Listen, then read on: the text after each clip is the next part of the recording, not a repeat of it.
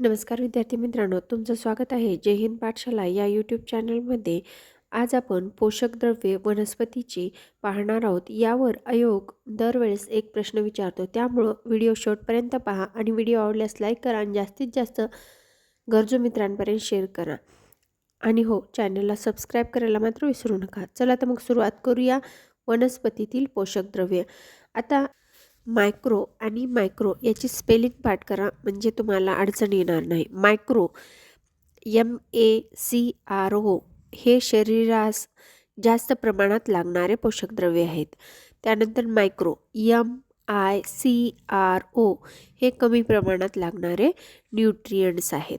तर मायक्रोन्यूट्रियंट्स आपण आता शरीरात जास्त प्रमाणात लागणारे मायक्रोन्यूट्रियंट्स पाहणार आहोत. एक आहे कॅल्शियम, याचं रासायनिक सूत्र Ca आहे.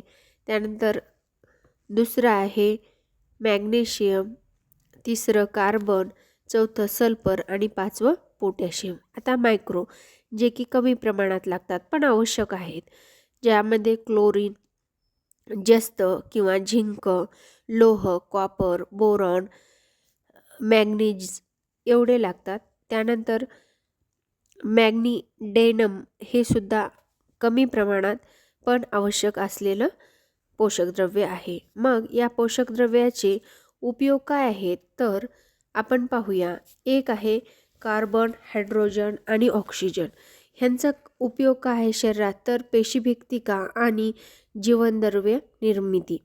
त्यानंतर नायट्रोजन जरी खूप असला हवेमध्ये 78%, तरी तो वनस्पतीपर्यंत जाण्यासाठी खूप वेगवेगळ्या प्रकारची क्रिया घडते, ज्यामध्ये नायट्रिफिकेशन ही खूप महत्त्वाची क्रिया आहे आणि जी घडून नायट्रोजन वनस्पती घेतात, ज्याचा उपयोग त्यांना प्रथिन आणि न्यूक्लिक आम्ल तयार करण्यासाठी होतो. त्यानंतर सल्फर हा प्रथिन व जीवनद्रव्य निर्मितीसाठी उपयुक्त आहे.